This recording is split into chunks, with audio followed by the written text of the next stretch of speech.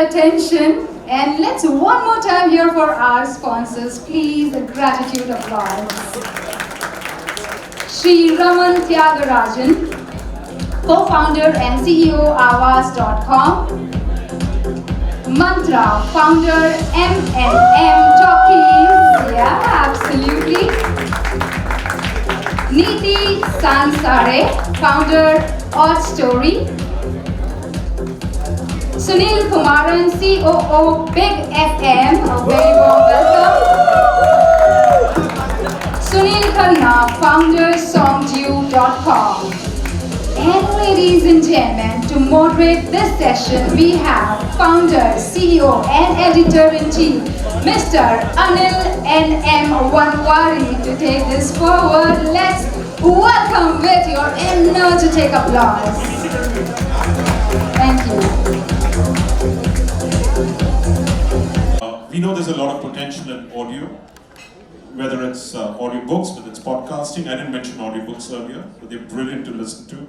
Or whether it's the different genres which are coming in podcast and different radio formats which are coming up. So I'd like to get the bad news out of the way here. How are we expecting 2023 to be? Who's going to begin? Who's going to start singing? What do we expect in the coming year? You want to begin?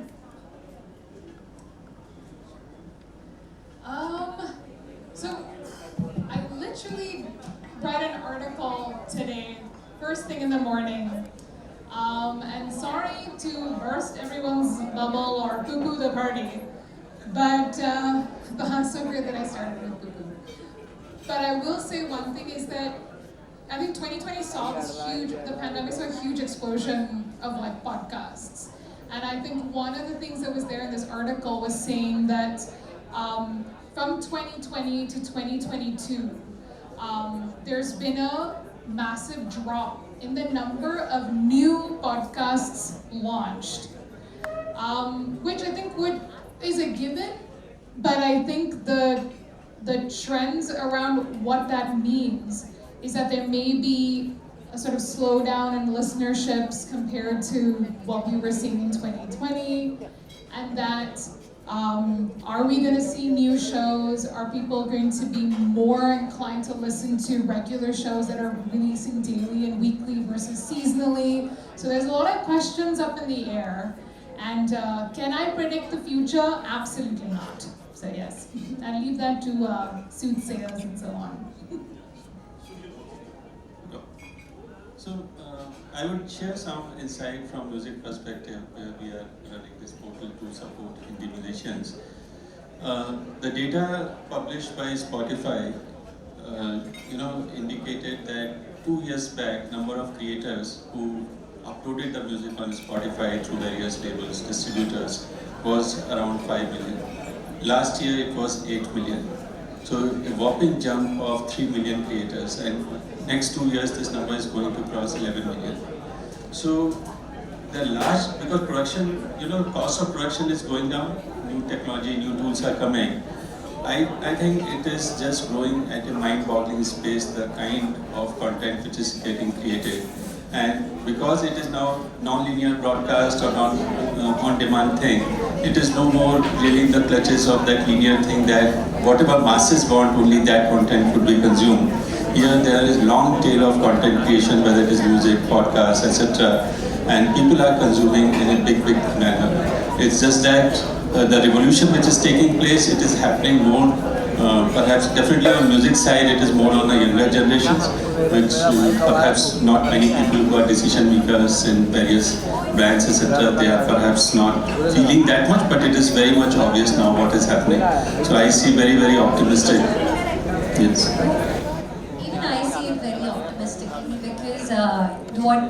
Because we discussed as the report, right? I don't know how much of that represents our country in that, and also if we keep 2020 in mind, that was pandemic.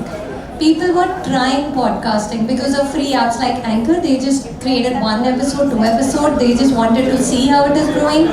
But now I believe serious people who understand the space are stepping into this game, and then when they are creating content that's long term.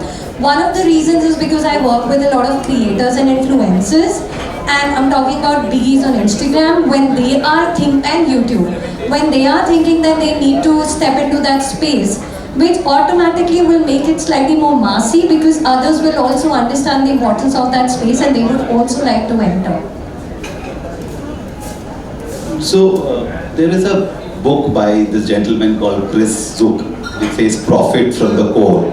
Okay, and I think for us at radio and as radio industry per se, it wouldn't have been more relevant time than this to kind of profit from its core. We have built a legacy for about 15 years where we have really built some solid strengths. And I think if you ask me what 2023 has in store or 2024, it's going to be our time to pivot on these trends and leverage the opportunities that are coming our way. And that's going to be what 2023 is going to be for radio as an industry and for us as a brand. Yeah, so we are Awaaz.com, right? We have been fiercely independent platform. Now this year what we are noticing or starting late last year is almost all the big publishers, whether it is news or even terrestrial radio, they all have been moving away from conventional and massively transforming to digital play, right? So for example, 2 years ago, it was almost like, in the land of the blind, man with one eye is the king, and I was that one eye guy, right? Now almost all the traditional guys are now having a digital app and digital distribution, and they're taking it seriously, right? So whatever the head start we had, it will run out because these large guys have deep pockets. But it's good news for the category because audio, the envelope is being pushed for the category. So it is an opportunity because it shows that if a large publisher and a radio company with deep pockets are putting that money in digital version of audio, so we are already there. So now we need to up our game and not concede at this point. So that's a good news and bad news in mix katamita for us right now as Awaaz.com. Okay, see, but if you're reading the indications, broad economic indicators, it's going to be a tough year, very tough year in every way. Spotify is going to announce layoffs this week globally, and I believe the podcast division is also going to see some sort of layoffs. So from a creator who runs an aggregator distribution platform, what does it mean for you? That, the news, actually it's mixed. I thought it was bad news, but they seem positive. So what's your perspective, Manu? I think we're all trying to see the world through colored glasses at this point of time, and no, you're absolutely right, Anil. There is a jolt that one can feel, but I think just like any other industry which initiates and it starts off on a high, it's a vertical rise, and then there is a time that comes when stagnation hits in, and that's where the sheer strength of the industry is showcased, whether you can maintain that stagnation. Of course, 2020 was a huge rise. People were discovering podcasts. At this point of time, as we are directly connected with the listeners as M&M Talkies, we get a lot of reaction from our listeners. We know that they're diversifying themselves, they're going to newer forums, they are exploring podcasts too. So yes, not a tip. I wouldn't take that one news or one article straight to heart. And I believe in the industry, 2023, 24 and 25, 3 years to be their golden years. Oh, fabulous. I'm happy. So that's not bad news, it's good news. So you totally destroyed my intro, which I wanted to give the dark news. You've given it good news. So let's go on. What's good about the audio industry? Beginning with Sunil. What's great about it? Since we are looking at it optimistically, not probably with rose-tinted glasses, I believe. But let's talk about the good of the audio industry. Sure. So this is the way I just wanted to kind of add on to what Mantra has said, and the doomsday prediction that we're all kind of looking and staring at is, I think, overstated, very frankly. We have to understand that we have come out of a very bad phase, which was COVID, right? And we were all kind of learning and grappling with that rapid change that happened in environment. And we, as in any business, we all evolved very, very rapidly. So this is a phase of consolidation, and you cannot expect, to leapfrog when it comes to a phase of consolidation. This is the time where you really sharpen your tool, right? So for us, for instance, in the radio industry, like I was mentioning, we are going to pivot on a whole lot of digital opportunities that is coming our way. Now, that doesn't mean we will do it instead of radio, right? Radio still runs my, the pace for the bills. So the point is, how do you balance that pace of growth?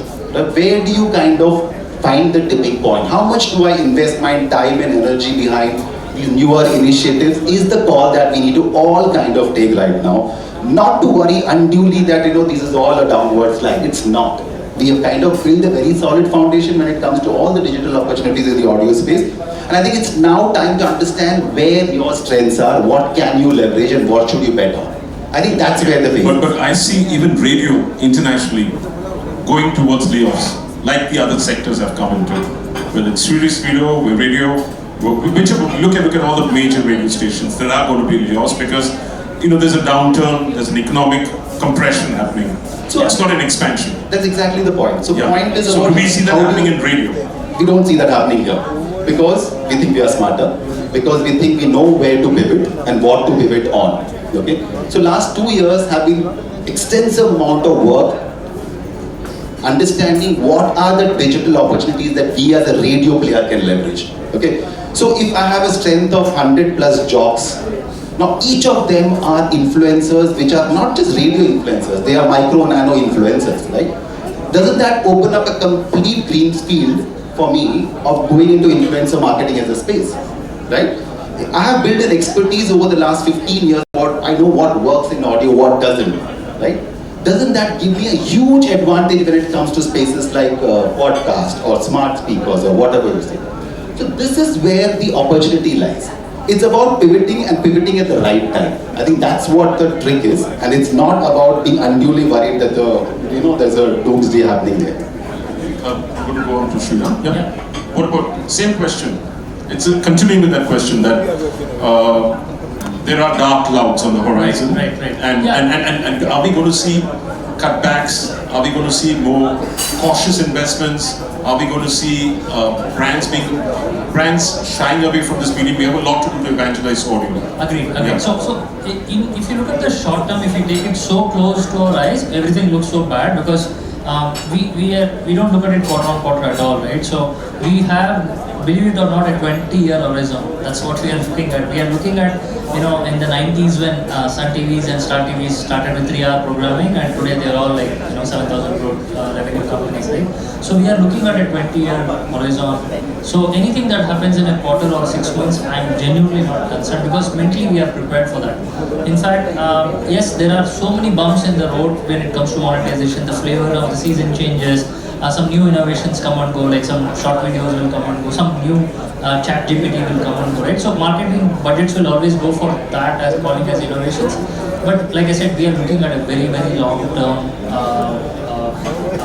horizon here. And then the one thing we are very, very steadfastly committed to is keeping our audience. It's not about getting more audience, it's also about keeping the ones you have. So that only happens if you are continuously invested in giving them fresh content. So a lot of our efforts goes in doing that. No matter what the cost for us is, thankfully our company structure, we have other services that takes care of this product and so on. So we are looking at a long-term prospects. So I'm not worried in the short term at all.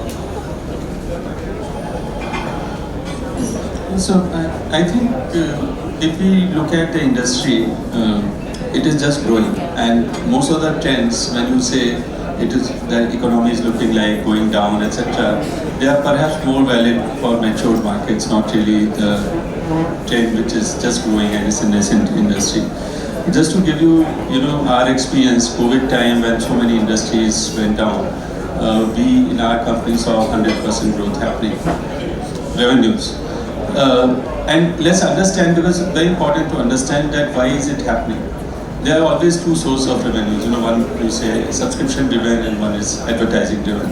When you talk about the brands, and there is a fragmentation of media and there are a large number of opportunities for the brands are there. So there is a pressure for sure that how much advertising revenue can you get.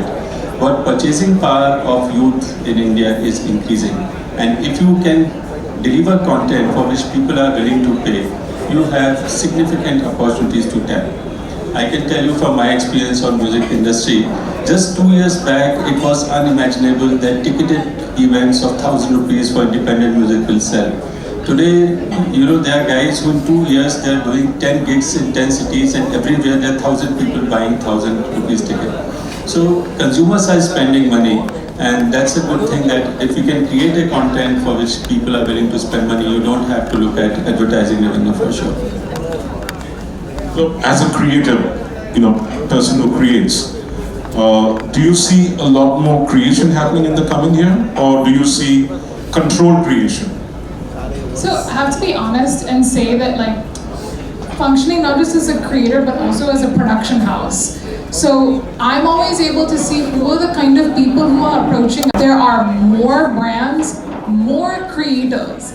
I keep saying it's the season 2 syndrome, which is like they get the experience of creating their own show, but you reach like a sort of a critical point where you're like, I need to do something a little better, a little more. Which is when they sort of come to us because we're able to streamline a lot of their production processes. We're able to do more stuff and be more innovative in terms of format and ways in which we can do this. So I will say for sure, I have more brands approaching us to handle their production, more creators who want us. And also the thing that I've seen a huge shift in literally the last 3 months is that we now have 3 projects that have come from outside the country.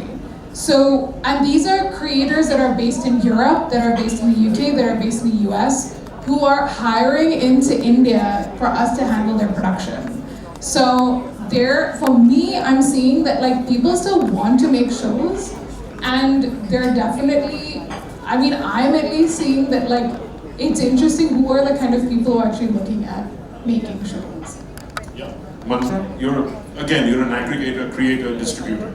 Yeah, absolutely. I see the kind of productions that are coming in. As you know, Anil, we specialize in audio fiction, and the kind of adaptations that are coming to India, we're very happy to have that. Even a DC Comics wanting to come to India and create Batman, it was a huge move for Indian fiction market, and that came to us. And there is clearly indication of many more such projects coming up in 2023. So when you have these international collaborations, when you have these adaptations of super hit podcasts that have already taken place all over the world, it clearly states that not only is the world looking at India as a consumer market for them, and but at the same time, this is where they're getting the maximum hits also. Hey, thanks to India being the most populated country in the world now. But hey, there are lots and lots more listeners being generated every day. But one thing, and sir, you know this thing very well, it's the same radio listener who used to listen to you.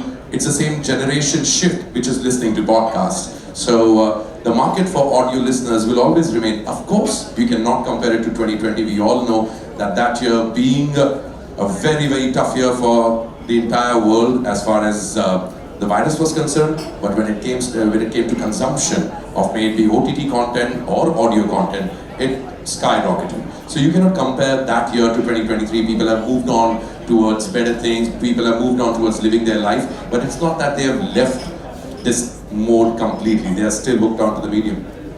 So your platform, what's the things on mouse and the DAOs as far as your platform is concerned? How much of consumption is happening? How many minutes is each user listening to? Could you share some data on some of your shows? Yeah, so what we believe is... Pre-pandemic, pandemic, and post-pandemic. Okay, sure. So we believe in owning the distribution pipelines, right? We do everything in-house, the content is in-house, product is in-house.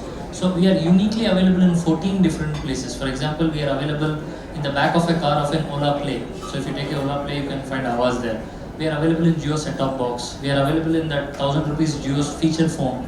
We are available inside Paytm inbox, right? This is apart from our own Android and iOS, right? So pre-pandemic, we were in 3 languages, and we used to get about 4 million streams a month.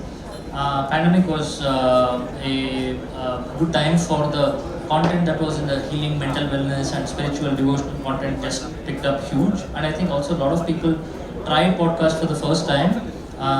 We call this as Bartan and business, that's what we used to call, because even the CXOs of the world, there was no maid servant coming home and they were washing their own utensils. So video doesn't help them, so audio would really go well, right? So we used to create a lot of content for all types of people, right? And we were very careful about that. So that around that time, late 2020, we were at 6 million streams per month, and now we are about 10 million streams per month. So the average session SC, when a person comes to our platform, the session is about 2.2. So that means they are trying at least 2 different episodes and little more than that. So we did a user research and found out travel, of course, is the #1 reason. So that 2 episodes roughly translate to an average travel time of 40-42 minutes for an Indian, which goes with the national average, right? So travel is the #1 reason now. like he said, during pandemic people had a lot of time. Now that they have other things to do, so travel is a best friend of audio in that sense. Yeah, but surprisingly, some unique stats come out. For example, I told you we are available in Jio set-top box. The numbers there are really promising. In fact, the reason we were even available on a Jio set-top box TV, where an audio-only platform, we don't even have any visual there. It's just a static image. But actually, I woke up early one day and I saw my dad turning on his TV. And then going about doing his work while he was listening to TV. So actually he was playing a video, but he was not listening to it. So that's when I immediately called my team and said, guys, get our product on TV as well, and now we want to be on more set-top boxes as well. Yeah, so there is a lot of moments in the day for audio where your hands are busy, your eyes are busy, like you're driving, cooking, cleaning, meditating, workout. And if we had more capital, probably I would outshout everyone and say that, look, we are here, and it's even ad-free for most of the experience. But yeah, otherwise it's going on good, and I hope I answered your question. You did, yeah. But there's a research has shown that when you're listening to audio, you don't like advertising coming in.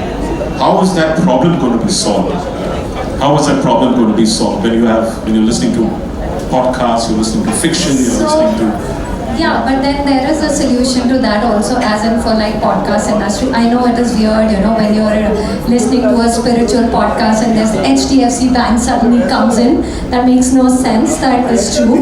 But having said that, just like radio, see, everything which was there in radio is somehow being adapted in podcasts.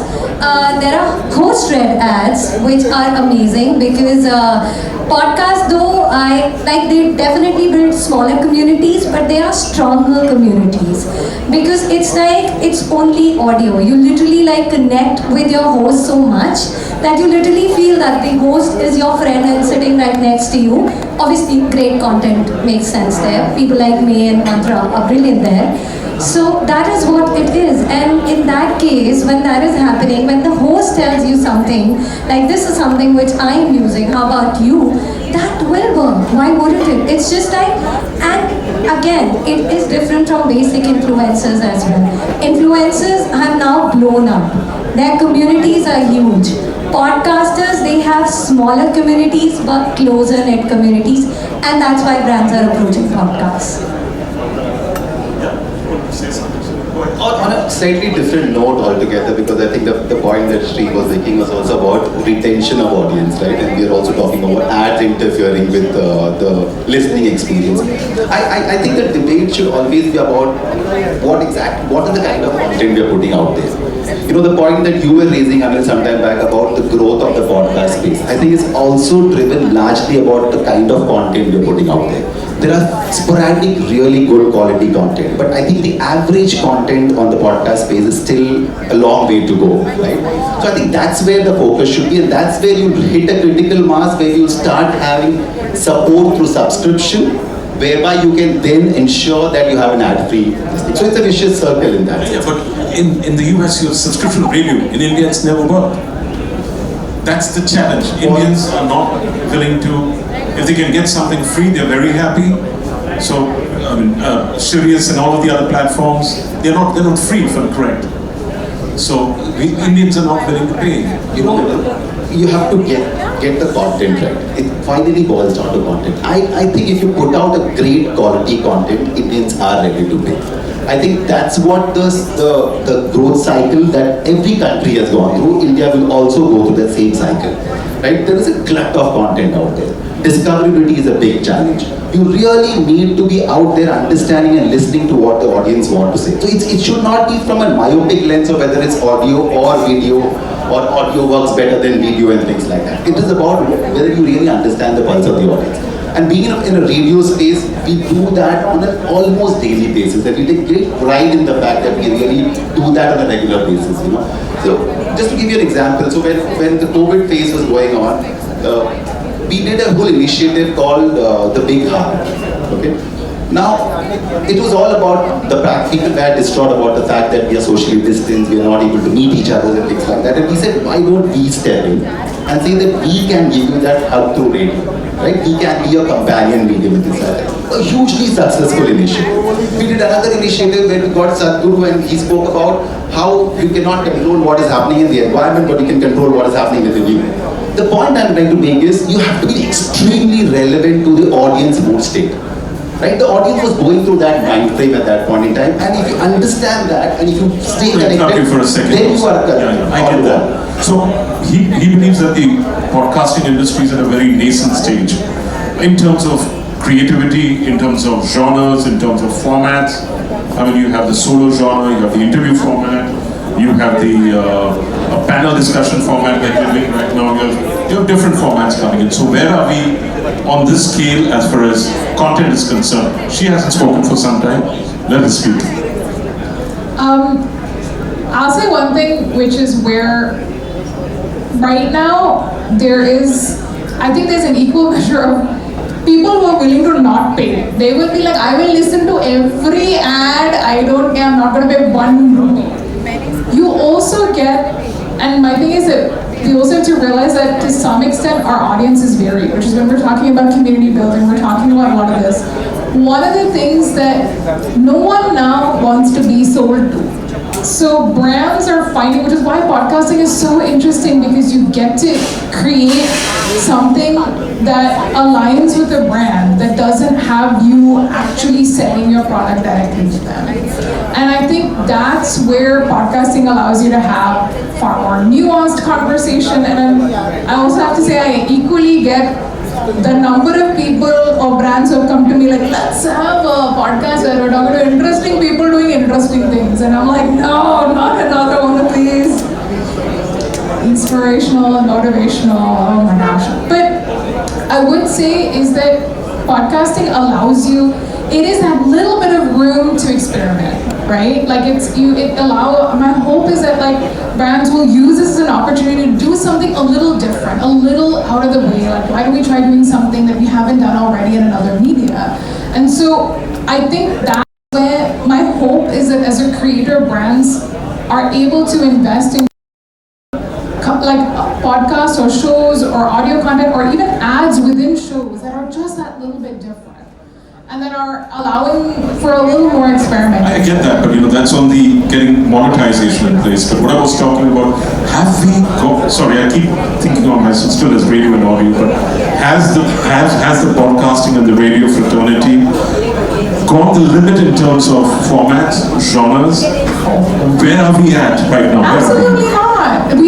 We have not at all, in terms of format, explored everything that we possibly could. I can definitely tell you that because like a lot of the shows that I do are in the non-fiction space, and I can definitely tell you that like there aren't enough. Like we're talking about documentary formats. We're talking about doing better storytelling. We're talking about different kinds of experiences that you can explore within audio. Definitely, we have not. We have not even tip of the iceberg. Also in terms of. So is it because of shortage of talent? Is it because of shortage of ideas? Or is it shortage of investment? Money. I think it's all just begun right now, and although being in the same industry, I wouldn't say there's any comparison between radio and podcast. Radio will always primarily be a music medium.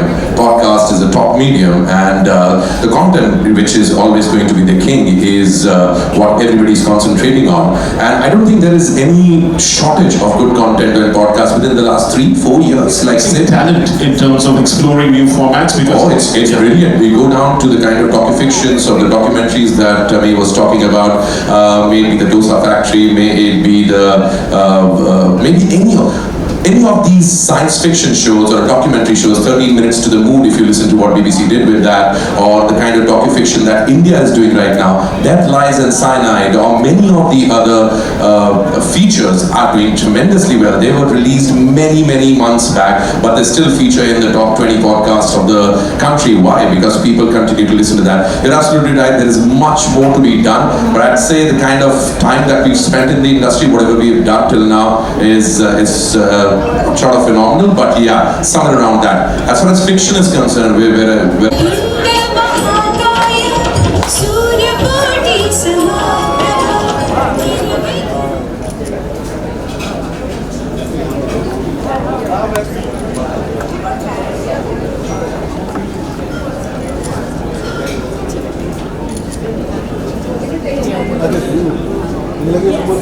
With this, sir, may I request your presence on stage. With this, let me tell you, and thank you so much for doing the honors. Let's hear it for our dignitaries who's come on the stage for doing this honor. Mr. Anil N.M. Banwari, whose guidance and support has encouraged us to build this wonderful celebration. To stay back on stage and share your thoughts, please.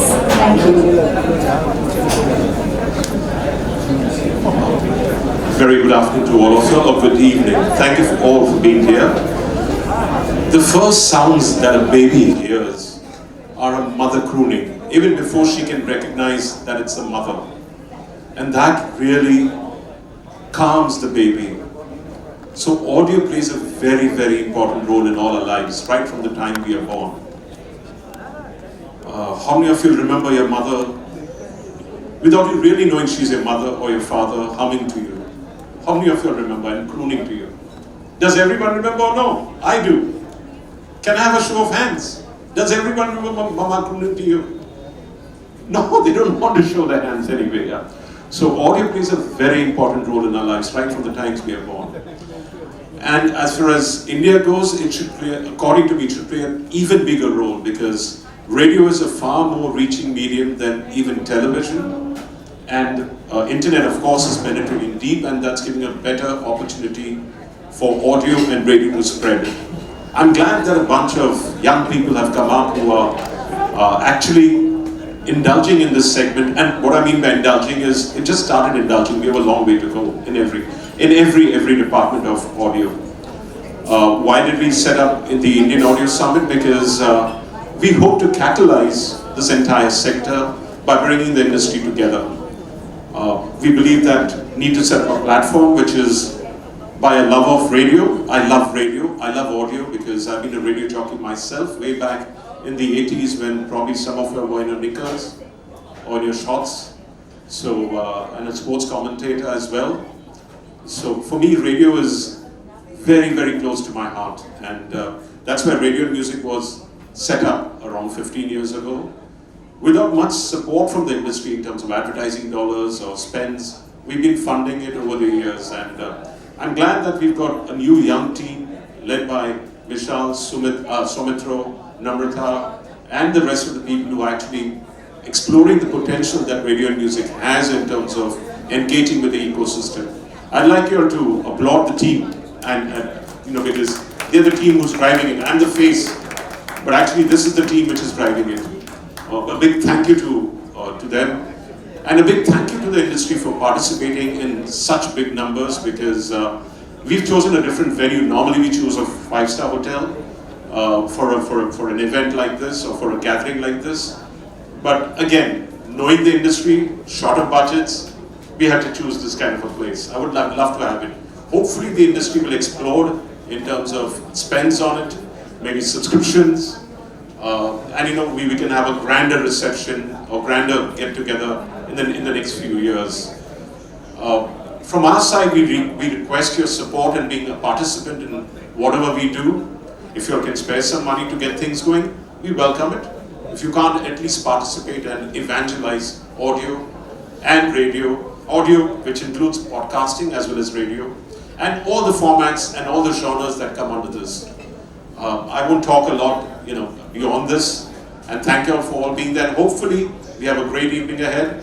It's going to be windy outside and it's going to be a little cold, but you'll have a very, very warm welcome from all of us at radioandmusic.com. Thank you very much.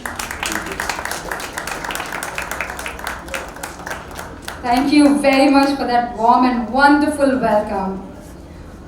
Well, I want to express my gratitude to all our sponsors for their support in building up this wonderful celebration.